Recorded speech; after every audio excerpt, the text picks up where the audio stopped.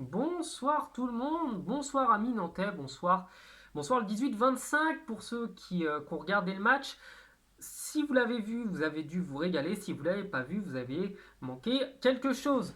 Les Nantais ce soir affrontaient l'immense équipe de la Juve, une équipe turinoise qui est pourtant en difficulté en championnat, qui a plus vraiment l'hégémonie qu'elle avait avant, mais une équipe turinoise qui peut quand même compter sur des joueurs et un effectif d'une immense qualité. On l'a d'ailleurs vu, le pied de Di Maria permet d'ouvrir le score. La Juve met un but que n'importe quelle équipe d'Europe aurait pris parce que le but est tout simplement magnifique.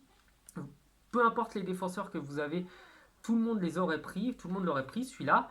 Et les Nantais, pendant la première mi-temps, ont pas mal eu peur, ont pas mal eu d'hésitation, ils ont pas mal douté, je pense, et ils se sont concrètement un petit peu fait dessus pour être poli.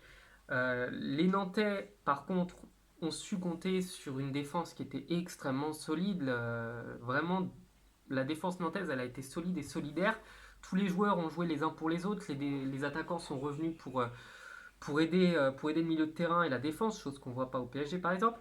Et les Nantais ont surtout compté sur un Palois qui a été extraordinaire. Il a vraiment tout fait. Et le mec, il est super ancien. C'est un des plus anciens, je pense, qu'il y avait dans cette compétition. Mais le mec, il a montré qu'il était capable d'arrêter n'importe qui en face. Et honnêtement, dans le jeu, je pense que la Juve devrait peut-être essayer de prendre un mec comme ça parce que Palois me rappelle à mort Chiellini, c'est exactement la même façon de jouer, c'est exactement la même façon d'être dur sur l'homme, de ne pas avoir des pieds en or, de ne pas être très technique, pas être très rapide, mais d'être capable vraiment de récupérer des ballons et d'y aller à l'ancienne, à la dure.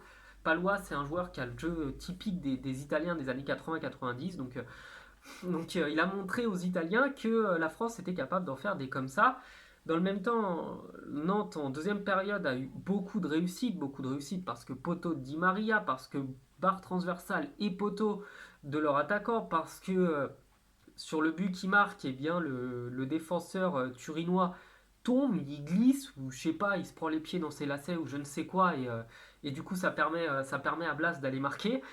Bref, les Nantais ont joué à l'italienne, ils ont défendu très solidement, ils ont envoyé des contre-attaques, c'est passé, et ça laisse penser que Nantes est capable de faire l'exploit à la Beaujoire, parce que déjà qu'on a entendu quasiment que les Nantais de la deuxième période, mais alors quand le stade sera rempli de Nantais, de supporters nantais, ça va être un duel incroyable.